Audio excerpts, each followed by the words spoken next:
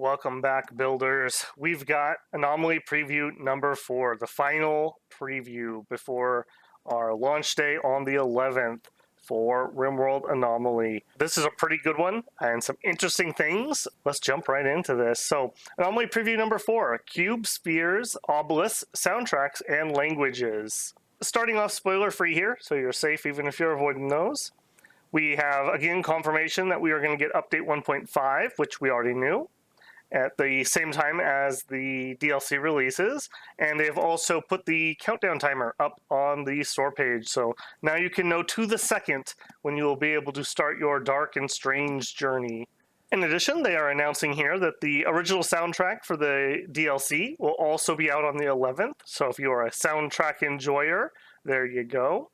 And another interesting tidbit, I don't know if this was known ahead of time because it was news to me, the DLC is going to launch with full 10 language support, which is pretty cool. So if you, other than English, we're going to have German, French, Japanese, Korean, Polish, Russian, Latin, Spanish, simplified Chinese, and traditional Chinese. So if you prefer your RimWorld in another language, if you are one of those, you are lucking out. So that's pretty cool. Always great to see games launch with more language support for people to be able to enjoy.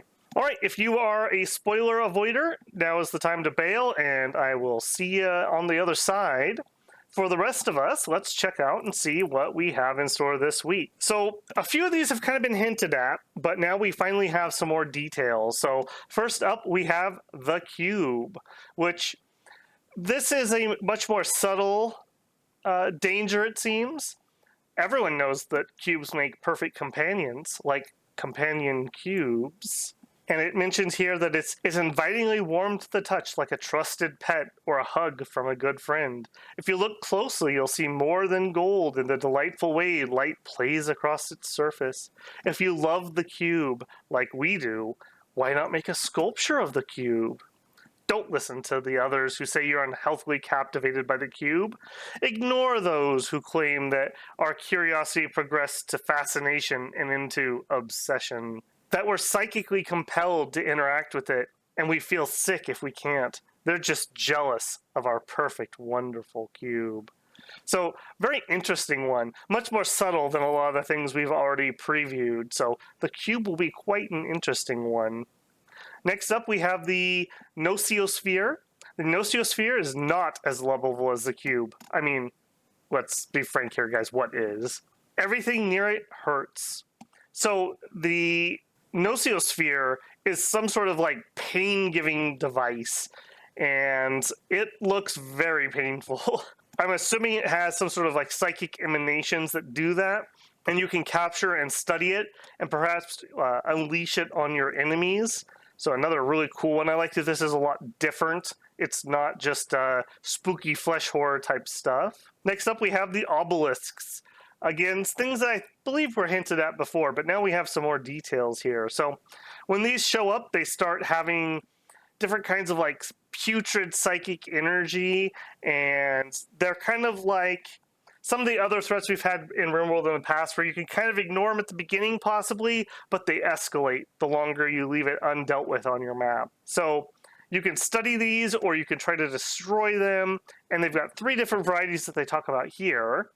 So we have the Warped Obelisk, which turns people into flesh monsters.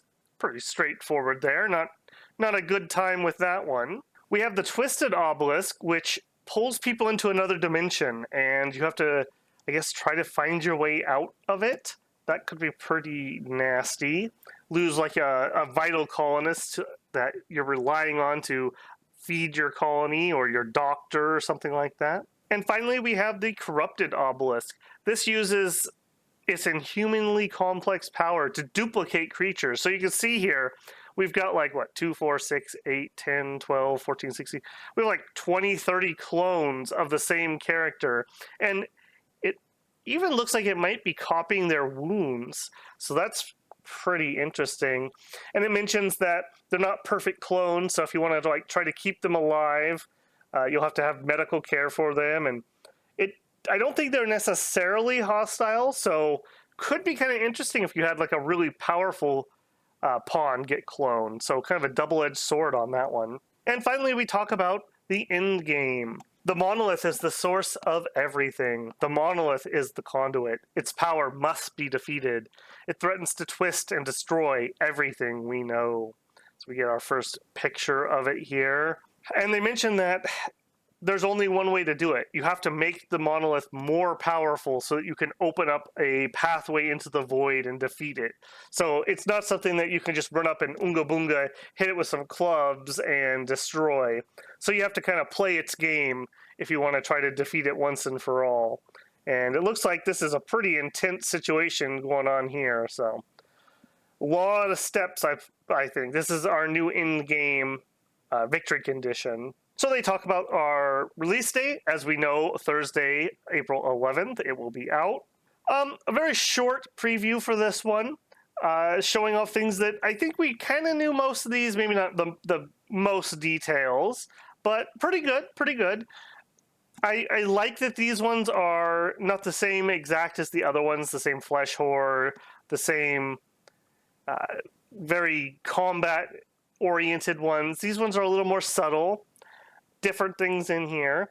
I am disappointed that we did not get news of some new quote-unquote every run type things. That was my big hope that we would see some previews of. So I'm going to keep my hope alive that there's still some interesting things we haven't seen yet, but I'm happy with the ones we saw here. I think they're neat additions. I think a lot of people will enjoy these, and I like that they have a lot more variety compared to what we have been previewed so far. And these are quite different, quite different.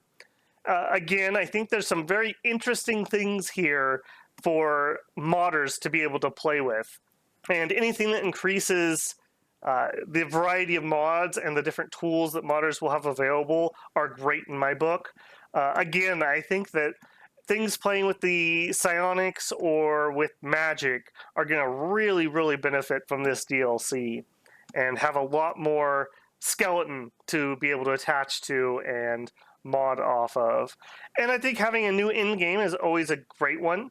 I'm curious, how many of you have actually completed other endings? For me personally, I have launched a self-built ship, and I believe I've made the trek to a ship and launched. And those are the only two endings that I have received. So be interesting to do a run with this as your final goal. I think it's going to be a pretty brutal run to try to survive all these different things. I assume we're going to have more than one anomaly that you'll have to go through to be able to get your monolith and then power it up and then finally be able to defeat it. So if you followed along on all the different previews that we've had, I'm super curious. Was this one another good one for you? I assume if you're probably still checking out the previews, you're bought into the idea of Anomaly. And if you're not, let me know what you would have liked to have seen. I know some people have expressed a lot of things that they're really hoping maybe the next DLC will include, or even the free patches when it comes to things like further optimizing the game, or maybe doing a little bit of relook at some of the weaker mechanics like diplomacy, the caravans, the world map. Other than that, I will see you in the DLC. I'm hoping to release some RimWorld content. I think it's going to be pretty fun, and I know there's going to be a ton of people doing cool runs, and I look forward to being able to see those. All right, take care, builders, and I'll see you in another one.